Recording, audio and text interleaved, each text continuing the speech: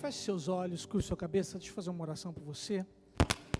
Pai querido, muito obrigado pela oportunidade que o Senhor dá a cada um de nós, de virmos a Tua presença, com alegria no nosso coração, com a compreensão e o entendimento, Deus, de que trazendo os nossos dízimos e as nossas ofertas, Deus, isso sobe ao Senhor como um aroma suave, agrada ao Senhor o Teu coração e atrai a Tua presença e junto com ela bênçãos sobre as nossas vidas. Que o Senhor possa multiplicar essas bênçãos sobre a vida do Teu povo, que eles possam ter colheita abundante em tudo aquilo que eles fizerem, que todas as áreas da sua vida sejam abençoadas, casa, família, negócios, Pai, saúde, que eles experimentem a cada dia provisão e abundância do Senhor, no nome de Jesus. Você pode dizer amém por isso? Glória a Deus. Abra sua Bíblia no livro de Gênesis, capítulo de número 21. Eu quero ler alguns versos com você. Gênesis, capítulo de número 21, versos de número 14 ao verso de número 20. Gênesis, capítulo de número 21, verso de número 14 ao verso de número 20. Eu quero ministrar uma palavra de Deus ao seu coração, amém? Uma palavra que eu tenho certeza que vai te animar, uma palavra que vem para colocar ânimo, esperança no seu coração. Essa palavra de Gênesis, capítulo de número 21, conta uma história, e a história de uma família, mas especificamente conta a história de uma mãe e de um filho, Agar e Ismael. E o contexto desta história se dá num dos ambientes que nós, quanto cristãos, normalmente não gostamos dele. E o ambiente em que essa história se dá é no deserto. E quando nós falamos em deserto, para crente, a gente chega a arrepiar. Porque o deserto não é um ambiente que a gente gosta muito. Na verdade, eu sinto te dizer, mas o deserto é um ambiente que inevitavelmente todos nós vamos passar, vez ou outra, muito ou pouco. Deserto é um ambiente onde ou nós vamos chegar nele por causa das nossas escolhas, muitas vezes equivocadas, escolhas ruins que fazemos, ou chegaremos no deserto por causa dos nossos relacionamentos ruins com outras pessoas, ou chegaremos no deserto encaminhados pelo próprio Deus, pela mão do Senhor. Deus mesmo muitas vezes se encarrega de nos levar para o deserto. E essa história de Agar e Ismael, na verdade ela não começa neste texto do capítulo 21 de Gênesis, ela começa alguns capítulos atrás. Vocês conhecem a história, sabem que Deus faz uma promessa para Abraão, e diz para ele: Abraão, sai da tua terra, da tua parentela, vai para um lugar que eu vou te mostrar, porque eu farei de você uma grande nação. Deus aparece novamente a Abraão e diz para ele: Abraão, eu vou te dar filhos, e os seus filhos serão abençoados, e em ti serão benditas, serão abençoadas todas as famílias da terra. A grande questão é que Abraão era avançado de idade, e a sua esposa Sara era estéril. Então havia um contexto totalmente negativo e contrário à promessa que Deus havia feito. Diante dos olhos humanos, a condição de Abraão e a condição de Sara era improvável de que ela pudesse dar à luz. A própria Sara reconhece isso quando ela diz dentro da sua tenda: olha, poderei eu ainda ter prazer e dar ao meu esposo um filho na minha velhice? E ela ri. Então o anjo do Senhor repreende ela e fala: Senhora, por que você riu? E ela então diz assim: olha, eu não ri, mentindo, mas o anjo sabia que ela tinha rido. E fala assim: olha, há alguma coisa impossível para o Senhor? Nada é impossível para Deus. A idade avançada de Abraão não é impossível, a sua idade avançada e a sua esterilidade não são problemas para Deus, porque nada no universo é grande ou pequeno demais para o Senhor, porque Deus, Ele é onipotente, todo-poderoso. Todas as coisas se sujeitam ao nosso Deus. Você pode dizer amém por isso? A questão é que, assim como nós, Sara tem medo no seu coração. E por causa das condições e das variáveis serem totalmente contrárias, faz com que Sara tome decisões equivocadas. E uma das decisões mais equivocadas que Sara tomou foi dizer para Abraão: olha, você já é velho, não tem condições de eu te dar um filho. Então, para que os servos, os empregados da nossa casa, não se tornem herdeiros da tua herança, de todo o teu patrimônio, de tudo aquilo que você tem, pega a minha escrava, a minha serva Agar, e tenha um filho com ela. Porque pelo menos assim, será um filho teu de sangue, o seu herdeiro. E a Bíblia diz que Abraão faz conforme Agar mandou. Então ele toma, como Sara mandou, perdão. Abraão faz como Sara mandou. E ele toma Agar, e ele tem um filho com ela. E ela gestante, a Bíblia diz que agora que ela é gestante, ela começa a entrar em atrito com Sara. Agar começa a debochar da patroa, da sua dona. Porque ela era velha e não tinha filhos, e agora ela é nova e ela está gestante. Então, diante de todo esse conflito, Sara começa a perseguir Agar.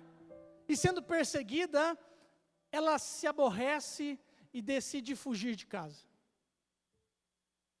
Deus a encontra e diz para ela: volta, porque você dará luz a um filho, e o nome dessa criança será Ismael, e eu farei dele uma grande nação. A Bíblia diz que Agar volta. Passado um tempo, nasce Isaque, filho de Abraão e Sara, o filho da promessa. E a Bíblia diz então, aqui no capítulo de número 21, que Deus, sendo bondoso com Sara, concede a ela aquilo que ele havia prometido. E ela dá à luz a um menino chamado Isaque. E depois de 3 anos, o menino então é desmamado.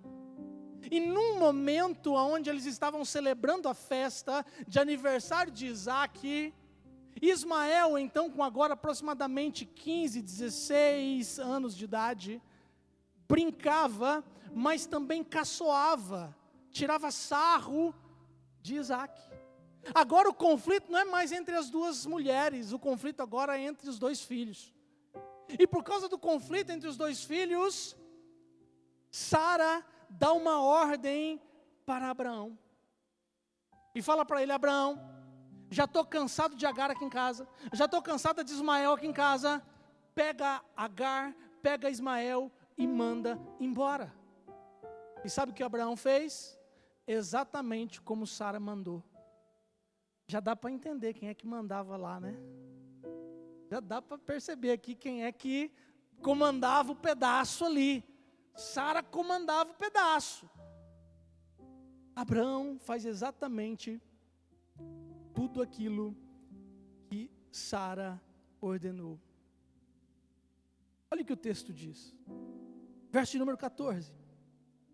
Na manhã seguinte, Abraão pegou alguns pães e uma vasilha de couro, cheia d'água, entregou-as a Agar, e tendo-os colocados no ombro dela, despediu-a com o menino. Ela se pôs a caminho e ficou vagando pelo deserto de Berseba. Quando acabou a água da vasilha, ela deixou o menino debaixo de um arbusto e foi sentar-se perto dali, a distância de um tiro de flecha. Porque pensou: não posso ver o menino morrer. Sentada ali perto, começou a chorar. Ou o menino começou a chorar. Deus ouviu o choro do menino, e o anjo de Deus, o anjo dos céus, chamou Agar e lhe disse: o que aflige, Agar? Não tenha medo. Deus ouviu o menino chorar lá onde você o deixou. Levante o menino, tome-o pela mão, porque dele farei um grande povo. Então Deus lhe abriu os olhos e ela viu uma fonte. Foi até lá, encheu de água a vasilha e deu de beber ao menino. Deus estava com o menino, ele cresceu, viveu no deserto e tornou-se flecheiro. Amém. Olha o texto. O texto diz que quando Abraão ouve a ordem de Sara, imediatamente ele pega Agar, dá a ela um pouco de pão, dá a ela uma vasilha de água e despede em direção ao deserto. Amados, quando a gente pensa sobre o deserto, querido, apesar das condições adversas que encontramos no deserto, nós não devemos considerar que o deserto seja um lugar tão ruim assim. Apesar de a gente ficar com essa impressão, ou essa má impressão do deserto, biblicamente, nós vemos que o deserto não é um lugar tão ruim. Porque no deserto foi exatamente aonde Deus livrou Moisés e o povo de Israel das mãos dos amalequitas. Deu a vitória do exército israelita contra os amalequitas. Foi exatamente no deserto que Deus manifestou a sua graça sobre o povo, dando ao povo proteção, provisão, fazendo com que as roupas não gastassem e os calçados não gastassem, aonde água nasceu da rocha, aonde Deus entrega as tábuas da lei, aonde Deus faz um concerto com o povo, aonde Deus dá a ordem para a construção do tabernáculo, da arca da aliança, a presença de Deus. O deserto não é um lugar tão ruim. Amado, foi no deserto que João Batista começou a pregar as boas novas, dizendo: é chegado o reino dos céus. Foi no deserto que Jesus teve a vitória sobre as tentações de Satanás.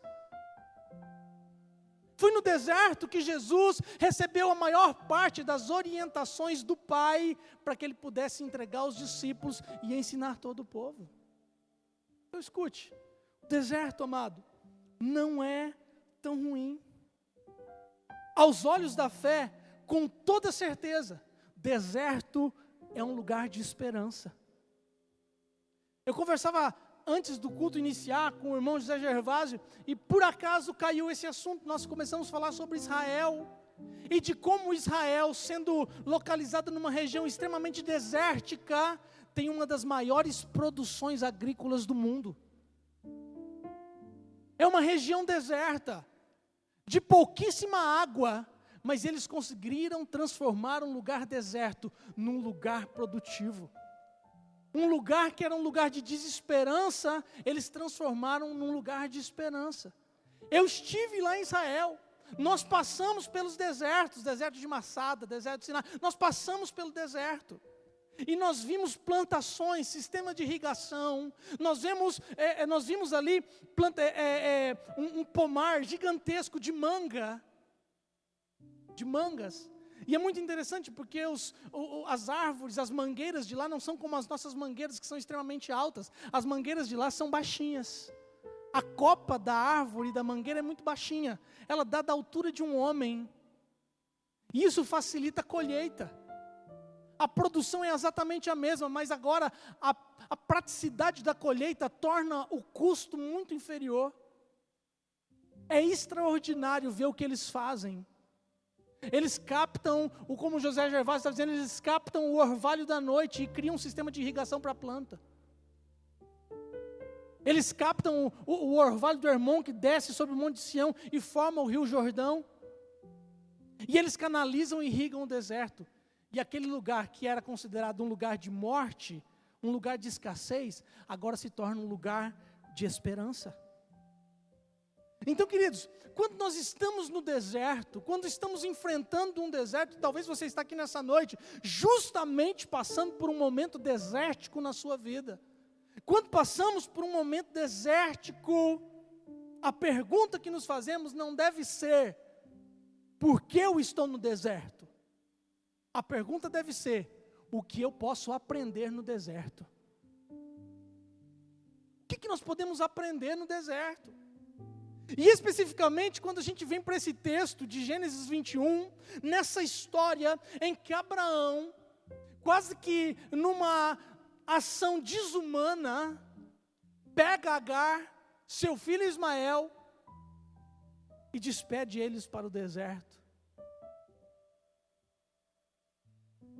E o que nós podemos aprender com a história desta mulher e desta criança?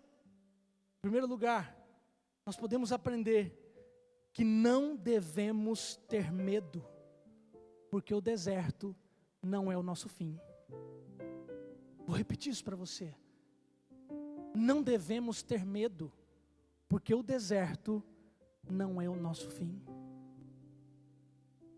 Deserto não é o ponto final da nossa vida. Por isso não podemos ter medo. E Esse texto fala para nós no capítulo 21, no verso de número 17. Diz a palavra de Deus: Deus ouviu o choro do menino, e o anjo de Deus do céu chamou Agar e lhe disse: o que aflige Agar? Não tenha medo. Não tenha medo. Essa ordem, amado, é uma ordem que constantemente encontramos na palavra de Deus. Constantemente a gente lê Deus falando ao seu povo: não tenha medo.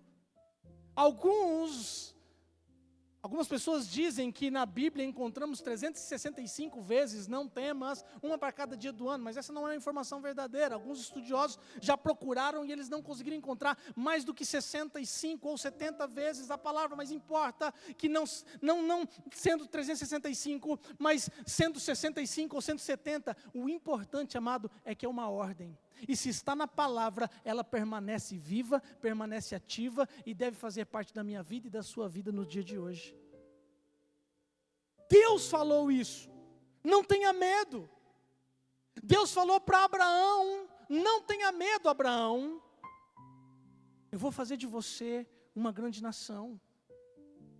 Deus, quando se encontra com Moisés, na base do monte, onde a sarça pegava fogo, Deus fala para Moisés: Moisés, não tenha medo, eu ouvi a oração e o clamor do meu povo, e eu provi para eles libertação. Deus chama Josué, e não apenas uma vez, mas por 3 vezes, na sucessão da liderança, à frente do povo de Israel, Deus fala com Josué: Josué, não tenha medo, Josué, não tenha medo, Josué, não tenha medo. Deus fala com Isaías no momento em que o povo vivia um conflito. Isaías se levanta como profeta, como voz profética para a nação, para o povo, aquele que predisse a vinda do Messias. Deus fala com ele: Isaías, não tenha medo. É uma ordem, queridos, não é uma orientação, não é um conselho. Deus não está dizendo para mim e para você: olha, eu acho que você não deveria ficar com medo. Não é isso que Deus está falando, querido. Deus está dando uma ordem, é imperativo: não tenha medo. E sabe o que acontece? Quando Jesus vem e Ele anda no meio de nós, sabe qual é a ordem que Ele faz? Que Ele dá? Não tenha medo. Quando Jesus se encontrou com a mulher do fluxo de sangue, ela toca nas suas vestes, a multidão comprimia Jesus. A Bíblia diz que Jesus para e ele diz: olha, alguém me tocou. Os discípulos confusos falam: mas claro que alguém te tocou, a multidão te aperta. Jesus: não, alguém me tocou diferente, porque de mim saiu virtude, de mim saiu poder, de mim saiu cura. Então Jesus começa a procurar, e quando ele começa a procurar, ele cruza os seus olhos com os olhos daquela mulher, e a Bíblia diz que aquela mulher teve medo, e ela se entrega: fui eu que te toquei. Então Jesus, percebendo o medo no olhar e no coração daquela mulher, diz para ela: mulher, não tenha medo. Ele sai dali e ele se encontra com Jairo, o principal da sinagoga, havia perdido a sua filha. Todos os judeus, as pessoas ali falavam para ele: ei, Jairo, esquece, cara, ela já morreu, não incomode o mestre, não tem o que se fazer. Então Jesus vira para ele e diz: Jairo, não tenha medo. A Bíblia conta que um pouco tempo depois, os discípulos saem de um lado da margem do mar da Galileia, e eles estão atravessando o mar da Galileia, e é durante a noite, e está escuro, e o vento sopra, e tem alguns relâmpagos, e ameaça chover. Então eles estão no barco, e eles olham ao longe, e eles veem um vulto, uma figura andando por sobre as águas. O texto diz que aqueles homens acharam que era um fantasma, e assustaram, e gritaram: é um fantasma! Então Jesus disse: não tenham medo, sou eu. Será que você pode dizer para a pessoa que está do seu lado: não tenha medo? Diz para a pessoa do outro lado: não tenha medo. Não tenha medo. Sabe, querido, nós temos medo. Porque é um sentimento, é algo que faz parte da natureza humana. Agora a questão não é não ter medo, a questão é não controlar o medo. Porque o medo, de alguma forma, é benéfico, porque o medo nos preserva da morte. Agora, quando nós não conseguimos controlar o medo, ele se torna limitador, ele se torna aprisionador. Quando nós não conseguimos controlar o medo, quando nós não conseguimos administrar o nosso medo, o medo se torna um paralisador da nossa vida. Tem muitas pessoas que, porque estão enfrentando um momento de deserto na sua vida, começam a ficar com medo. Esse deserto não tem fim, não vai acabar, Deus não está comigo, eu só vivo problema, eu não tenho mais esperança, está tudo ruim, vai ficar pior. E isso que ela vai sentindo, vai afetando as suas emoções e vai alimentando o seu medo. E quando você alimenta o seu medo, ele cresce dentro de você. E quando o medo cresce, perdemos o controle sobre ele. E ele se torna paralisador, limitador, um impedimento de que a gente viva aquilo que Deus tem para nós. Então a questão não é, vez ou outra, sentir medo. A questão aqui é aprender a administrar os nossos medos. Do que você tem medo? Quais são os seus medos? Tem gente que tem medo de falar em público. Dizem que é o maior medo das pessoas, falar em público. Outros têm medo do escuro. Alguns têm medo de ficar sozinhos. Outros têm medo de barata. A pastora Lídia falou. Tem medo de barata. Se for voadora, então, misericórdia. Barata voadora é o filho de Satanás. E ela vai exatamente naquele que tem medo. Já prestou atenção nisso? Que a barata voa naquele que tem medo. Ela sabe, amado. Ela sabe, ela olha nos seus olhos assim, deixa eu ver quem tem medo. Ai, tem medo, eu vou voar na Poliana. Tem medo de barata, eu sei. Falei de barata, o olhinho já fica assim. As pessoas têm medo. A questão, amado, não é ter medo, a questão é não conseguir controlar, administrar os nossos medos, para que eles não se tornem um limitador, um paralisador das nossas vidas, um impedimento para que as promessas, as bênçãos, os milagres, aquilo que Deus tem para realizar na nossa vida não se realize por causa do nosso medo. Escute, querido, o medo é um catalisador, é um propulsor, um impulsionador da dúvida.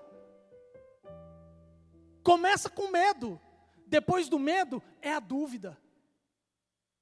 Pega Pedro, ele olha, vê o vulto, é um fantasma. Não, é Jesus. Ok, não tenho medo. Então, se é o Senhor mesmo, me faz andar por sobre as águas. E a Bíblia diz que Jesus fala, vem. E Pedro desce do barco. E ele começa a andar. Não significa que Pedro não estava com medo. Certamente Pedro estava com medo. Imagina, quem não vai ter medo? No meio da noite, no barco, o barco está balançando. Quem já andou de barco aí? Quem já andou de barco? Quem andou de barco? O barco balança, amado. Está aqui, ó, lá no Mar da Galileia, e balança mesmo, e à noite mais ainda, venta demais lá. E o barco balançando, e Pedro vai, e ele tira o pé, e ele desce fora do barco, e ele coloca o pé sobre as águas. Eu fico imaginando, será que o pé afundou um pouquinho, não afundou? E ele tentando tatear a água, para ver se era firme o suficiente para ele soltar o peso do corpo. Ele estava com medo, mas ele estava administrando o seu medo. A grande questão é que ele começa a dar os passos, e no momento seguinte, que ele tira os olhos de Jesus, ele olha para o tempo, ele vê o vento, ou ele ouve o vento, ou ele sente o vento, não podia ver porque estava escuro, né, pastor?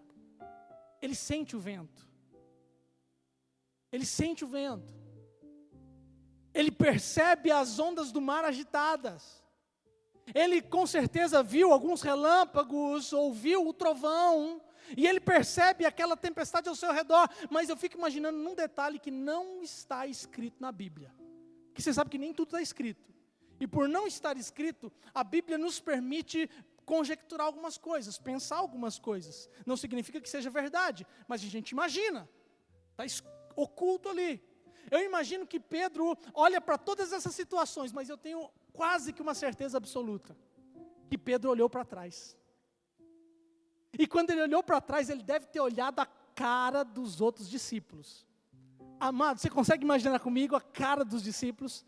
Você consegue imaginar a cara de João, a cara de Tiago e a cara de Tomé, que era o incrédulo? Você consegue imaginar? Eu acho que os discípulos estavam apavorados, porque eles já estavam assustados, porque eles achavam que era um fantasma. Depois tem a tempestade, o barco está balançando, e eles veem o camarada deles agora andando em cima da água. Esse povo devia estar se borrando de medo. A expressão do rosto deles certamente era uma expressão de medo. Então eu imagino que Pedro olha e ele percebe toda a situação ao seu redor, e agora o medo se transforma em dúvida. E a dúvida faz com que ele comece a afundar. Porque Jesus diz para ele assim: homem de pequena fé, por que duvidastes? Jesus não pergunta por que você teve medo. Pergunta por que você duvidou. Porque o medo, Jesus já sabia que ele tinha. Só que agora o medo se transforma em dúvida. E a dúvida rouba os milagres de Deus da nossa vida. Você não pode ter medo, amado. Precisamos aprender a administrar o medo. Junho deste ano, ou julho deste ano, você lembra da história? 12 meninos, pré-adolescentes, adolescentes, jovens, mais um treinador de futebol, ficaram presos em uma caverna na Tailândia. Quantos lembram dessa história? 12 crianças, mais o seu treinador, ficaram presos numa caverna da Tailândia, fugiram da chuva. E eles imaginavam que no dia seguinte, na manhã seguinte, quando amanhecesse o dia, eles conseguiriam sair, mas não conseguiram. Foram 9 dias, até que os primeiros 2 mergulhadores britânicos chegaram ao lugar onde eles estavam. 6 horas de mergulho para chegar no lugar onde eles estavam. Você consegue imaginar o que essas crianças e esse treinador passaram em 9 dias? No escuro, no frio, num ambiente molhado, sem alimento, sem luz alguma, sem saber se era dia ou se era noite, porque depois do 3º dia, o seu organismo perde a capacidade de perceber as horas e o tempo. Completamente fora da realidade. 9 dias. E eles foram questionados pelo mergulhador: o que manteve vocês vivos? E eles disseram: nós aprendemos a controlar o nosso medo. Nós aprendemos a administrar o nosso medo. Nós nos encorajávamos uns aos outros. O treinador diz que contava histórias de encorajamento. E eles permaneceram vivos durante 15 dias, porque foi o tempo necessário para que eles fizessem a remoção daquelas crianças de dentro da caverna. Eles aprenderam a controlar os seus medos. Quando eles foram entrevistados, um deles disse: aprendi o valor de muitas coisas. O outro disse: viverei cada minuto da vida. Mas uma das frases mais interessantes é: eu não terei mais medo e serei mais forte. Porque quando vencemos o medo, nos tornamos mais fortes. Escute, querido. Foi quando eu passei nos momentos desérticos da minha vida e que eu aprendi a administrar os meus medos que eu amadureci. Foi nos momentos em que eu aprendi a administrar o medo que a minha fé cresceu. Foi no momento em que eu aprendi a administrar os meus medos que a minha coragem se alavancou. Nos momentos de deserto que eu aprendi a controlar os meus medos, que eu experimentei da provisão, do amor e da graça de Deus. Foi nos momentos que eu venci o medo que eu aprendi a lidar com a adversidade. Nos momentos em que eu administrei o medo, eu entendi o significado de 2 palavras: confiança e descanso. É quando aprendemos a administrar o medo que nós conseguimos confiar em Deus e descansar no Senhor. Pastor, mas eu ainda não me sinto administrador do meu medo. Ei, amado, o Espírito Santo está sobre a sua vida. E a palavra de Deus nos diz em Timóteo: porque Deus não nos deu espírito de covardia, Deus não nos deu espírito de medo, Deus nos deu espírito de poder, de amor e de equilíbrio. Louvado seja o nome de Jesus. Toma posse dessa palavra. E aprenda a administrar os seus medos. Deus, quando encontra com aquela mulher, faz essa pergunta para ela: Agar, o que está te afligindo? Por que tanta preocupação? Por que tanto medo? Não tenha medo. Você pode dizer para quem está do seu lado mais uma vez: não tenha medo. Segunda coisa que a gente aprende, amado, no texto, acerca desse ambiente tão complicado, mas que não é tão ruim assim, é que aquilo que precisamos para nos manter vivo está ao nosso alcance. Quando a gente está no deserto, amado, por incrível que pareça, o que nós precisamos para nos manter vivos, para nos manter bem, está ao nosso alcance. Olha o que diz o verso de número 19. Então Deus lhe abriu os olhos e ela viu uma fonte. Então Deus abriu os olhos e ela viu uma fonte. Foi até lá, encheu de água a vasilha e deu de beber ao menino. Querido, o medo, além de nos paralisar, se a gente não aprende a administrá-lo, ele também começa a impedir que a gente veja as coisas.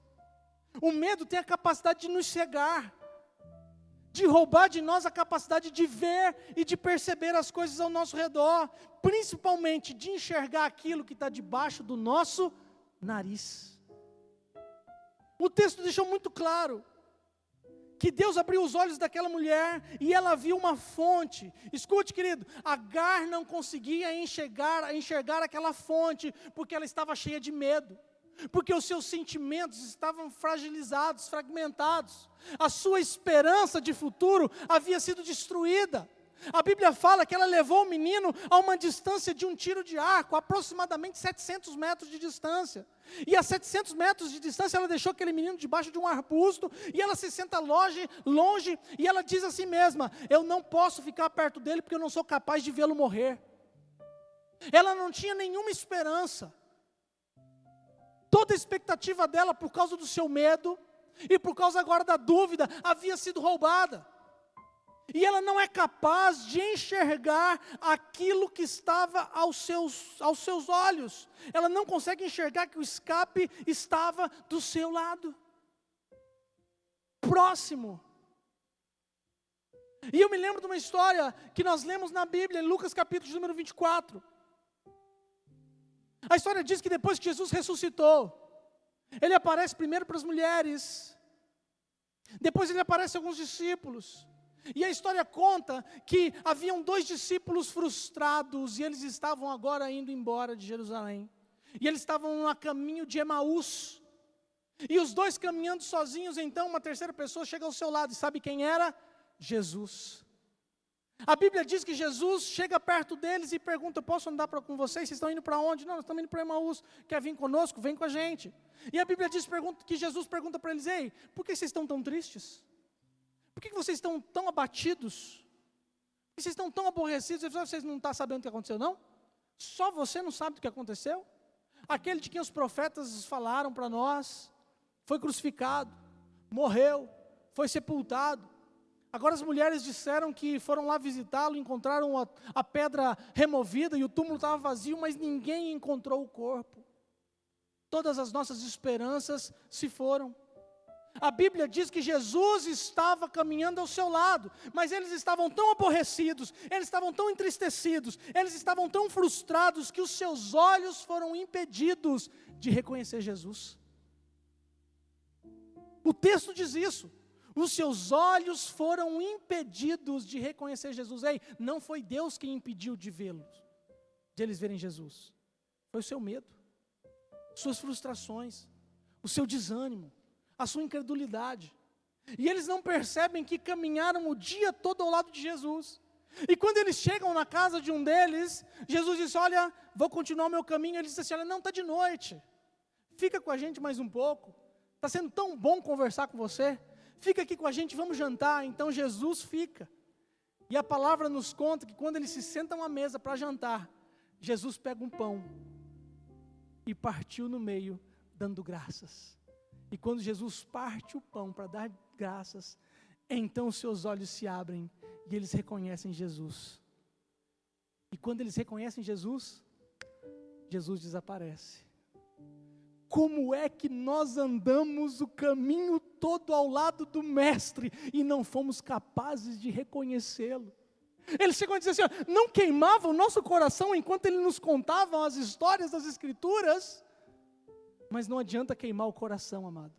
Tem que estar com os olhos abertos para perceber que o milagre está andando do seu lado e você nem está percebendo. O escape que Deus tem para a sua vida pode estar do seu lado e você ainda nem percebeu. Porque a dúvida, o medo e a frustração têm roubado de você a percepção. Amado, escute isso, querido. Deus não cavou aquela fonte, ela já estava lá. Agar só não enxergava ela. Seus olhos estavam fechados, provavelmente inchados de tanto chorar, incapacitada de ver. Escute, querido, todas as coisas que precisamos para viver uma vida abundante, Deus já colocou perto de nós. Você pode dizer amém por isso? A Bíblia conta que Moisés está próximo a Deus e então ele tem incredulidade no seu coração, ele tem medo, porque Deus está falando com ele que ele vai ser o libertador do povo, que Deus vai enviar ele para Faraó, que ele vai falar, e ele diz, mas eu sou gago, eu não sei falar, eu sou um homem de língua pesada, eu não sei conversar, eu sou um homem bruto, rústico, sistemático, selvagem. E Deus fala para ele, não tenha medo. E Deus faz uma pergunta, o que você tem na sua mão? E Moisés diz, eu tenho uma vara, um cajado. E Deus fala para ele, é com esse cajado que você vai fazer tudo o que você tem que fazer. Já está na sua mão. Ele joga no chão, se torna uma serpente.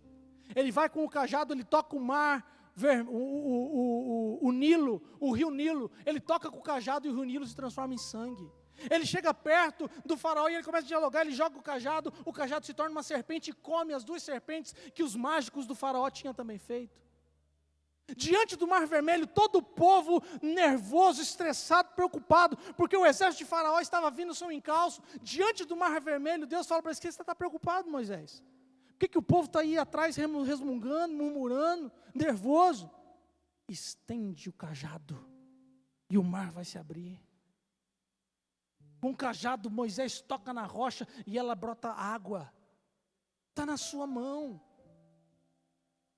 Elias, quando chega em Sarepta, e ele encontra uma viúva, e ele fala para ela, o que você tem em casa? Ele diz assim, a tua serva não tem nada. Não, você tem sim.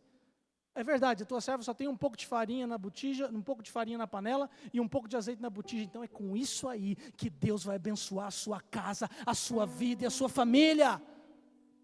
Quando Jesus encontra com a multidão e ela está faminta, ele pergunta para os seus discípulos, ei, nós não vamos despedir esse povo com fome, vamos dar alguma coisa para eles comerem. Os discípulos falam assim, ó, nós não temos nada. E Jesus fala, tem sim. O que vocês têm? E eles dizem, nós temos apenas 5 pães e 2 peixes, mas é com eles que nós vamos alimentar a multidão. Porque o que nós precisamos para realizar o milagre está ao alcance das nossas mãos. Escute, amado, você tem problema no seu casamento, você tem a palavra ao alcance das suas mãos. Você está com um problema no relacionamento com os filhos, está ao alcance da sua mão. Você está com um problema financeiro, está ao alcance da sua mão. Não sabe como administrar suas emoções, está ao alcance da sua mão. Não sabe como lidar com as pessoas no trabalho, está ao alcance da sua mão. Não está sabendo como administrar a sua espiritualidade, está frio espiritualmente, está morrendo por dentro, está ao alcance das suas mãos. A palavra de Deus, porque todas as coisas passarão, mas a palavra de Deus não passará. E a palavra de Deus, querido, nos dá 3 coisas que precisamos para continuar avançando em direção ao nosso milagre. Quando lemos a palavra de Deus, ela nos dá conselho, ela nos dá coragem e ela nos dá confiança. Repete comigo, conselho, coragem e confiança. É a palavra de Deus. Para aqueles que creem, é escudo, é espada. A palavra nos leva a desfrutar dos nossos milagres, daquilo que precisamos para viver a vida abundante. E às vezes está perto de nós e a gente passa batido. Ela tem uma palavra para alimentar o seu coração, amado. Assim como o poço estava do lado de Agar, mas ela não conseguia enxergar, a palavra de Deus muitas vezes está do seu lado e você sequer abre ela para poder ler. E Deus tem um versículo que vai falar ao seu coração, que vai te dar um conselho, vai te dar coragem e vai te trazer confiança.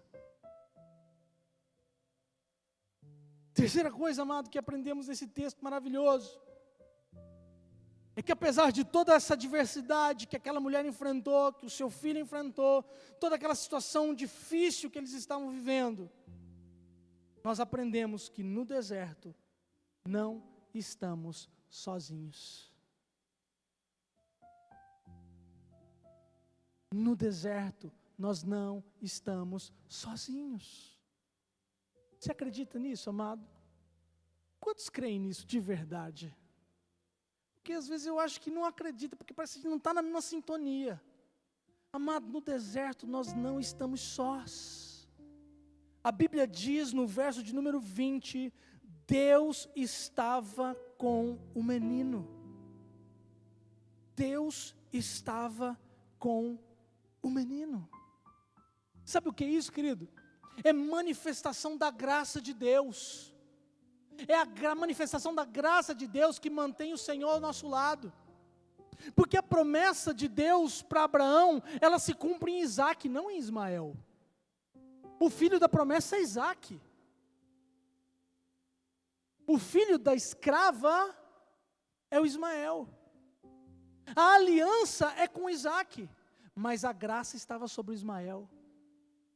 Isaac representa o povo judeu e toda a descendência, mas Ismael representa os gentios.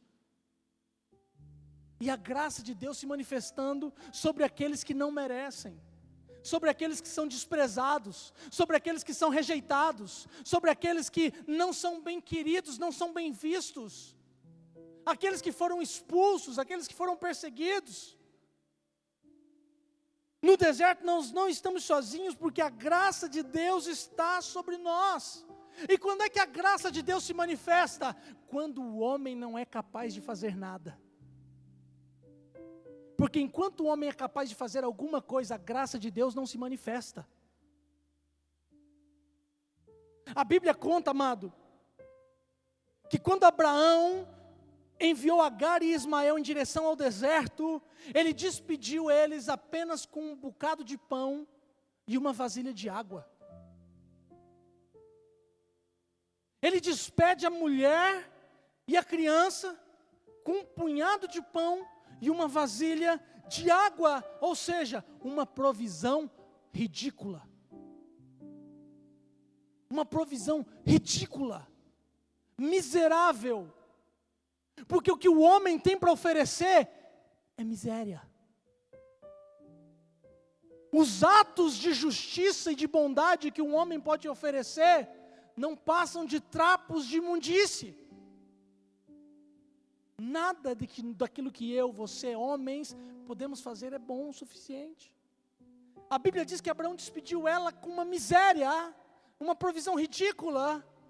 E sabe de uma coisa? Abraão era um homem rico. Abraão era próspero. Ele podia muito bem ter despedido ela com uma comissão de empregados. Ele podia ter despedido ela com animais de carga, carregando provisão abundante. Abraão podia ter despedido Agar e Ismael com um guia e com guardas para protegê-los durante o caminho e levá-los para um lugar seguro. Mas Abraão falhou. E aí chega a vez de Agar. Não administrou a miserável provisão que Abraão deu. E logo acabou o pão, e logo acabou a água. E a Bíblia diz que Agar, mesmo sendo mãe, percebendo a gravidade da situação, ao invés de lutar pela sua vida e pela vida do seu filho, preferiu colocá-lo distante para vê-lo morrer. Agar falhou. Sabe o que eu percebo aqui, amado? Que é quando os homens falham, Deus não falha. quando os homens falham, Deus não falha.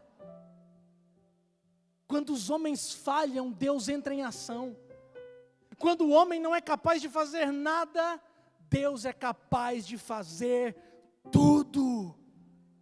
A palavra de Deus é maravilhosa, e ela diz no verso 20, Deus estava com o menino, embora ele tivesse sido abandonado pelas pessoas, ele não foi abandonado por Deus.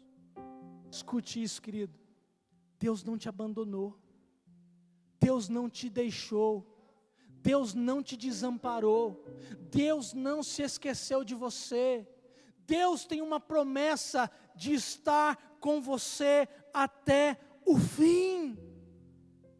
Havia uma promessa de Deus sobre este menino, e Deus vem para cumpri-la, porque aquilo que o Pai promete, o Pai cumpre. Cada promessa que o Pai faz para mim e para você, o Pai cumpre. O Pai cumpre. Conta uma história, no ano de 1989, um terremoto abalou a Armênia, e mais de 30 mil pessoas morreram em aproximadamente 4 minutos, foi o tempo de duração do terremoto. E quando o terremoto cessou, quando a terra parou de tremer, um pai sai correndo de casa, em direção à escola primária onde o seu filho estudava. E quando ele chega naquela escola, para sua surpresa, tudo que ele consegue ver é um monte de tijolos, entulhos e ferros retorcidos. Então aquele homem é abatido pelo desespero, pelo medo, pela preocupação, pela dúvida, ansiedade e pela tristeza. Mas no meio de todos os seus sentimentos, ele se lembra de uma conversa que ele teve com seu filho e de uma promessa que ele havia feito: meu filho, não importa o que aconteça, eu sempre estarei com você. E então aquele homem, motivado pela lembrança da sua promessa, ele começa a rodear aquele monte de entulho onde ficava a escola, e ele vai então até a parte de trás do prédio, onde ficava a sala que o seu filho estudava. E ali ele começa a revirar os entulhos, ele começa a tirar os tijolos, as pedras, os ferros. E logo que ele começa a mexer, chegam outros pais, chorando, tristes, pais que também tinham filhos naquela escola. E então aqueles homens, aqueles pais desesperados e desesperançados, começam a dizer para aquele homem: para, não tem o que fazer, eles já devem estar mortos, não vale mais a pena, vamos embora daqui. E aquele pai diz: não, meu filho está vivo. E ele continua revirando os entulhos, tirando pedra, tirando tijolos, tirando ferro. A polícia chega e tenta impedi-lo, e ele diz: me deixem. E ele continua a cavar, e ele continua a escavar, e ele continua a retirar os entulhos.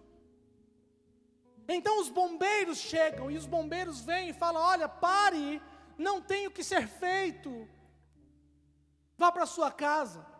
Quando retirarmos os corpos, nós chamamos para identificação. Mas aquele homem disse: não, o meu filho está aqui, e eu não vou parar até encontrá-lo. A história conta que aquele homem arranca pedras, e ele trabalha por 8 horas, 12 horas, 24 horas, 32 horas, 36 horas, sem parar.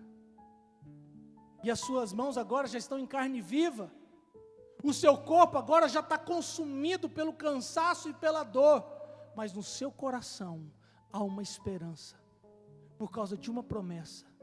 Eu disse para o meu filho: não importa o que aconteça, eu sempre estarei com você. 38 horas depois, ele ouve alguns sussurros que saem debaixo dos escombros, e então ele remove uma pedra maior, uma viga de concreto, e ele começa a chamar pelo nome do seu filho: Armand, Armand. E então o seu filho responde do meio dos escombros: papai, eu estou aqui. E a criança completa dizendo: eu disse para os meus amigos, eu disse para as outras crianças, que se o Senhor tivesse vivo, o Senhor viria me salvar.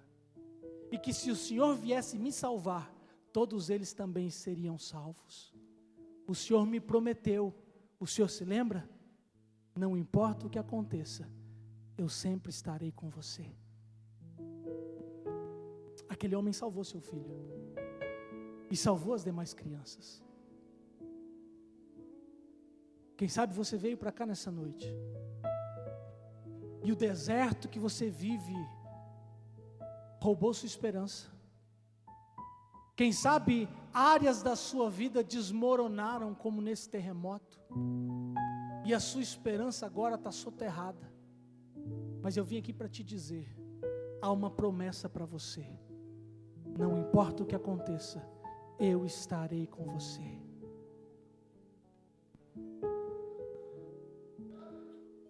Deus não nos abandonou. Deus não nos abandonou. Deus enviou Jesus para viver conosco. E quando Jesus sai de cena, Ele deixou o Espírito Santo. E o Espírito Santo está conosco. Se coloque de pé, eu quero orar pela sua vida.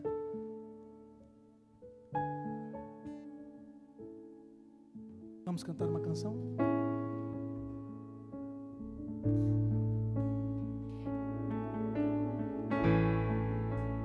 Deus é aliança, Deus de promessas, Deus que não é homem pra mentir. Tudo pode passar, tudo pode mudar, mas tua palavra vai se cumprir. Deus é aliança, Deus de promessas, Deus que não é homem pra mentir. Tudo pode passar, tudo pode mudar, mas tua palavra vai se cumprir. Feche seus olhos. Talvez você entrou aqui nessa noite cansado, abatido, frustrado. Talvez você entrou aqui de fato enfrentando alguma situação complicada, alguma área desértica da sua vida. Quem sabe a sua alma tem sido tomada no dia a dia pelo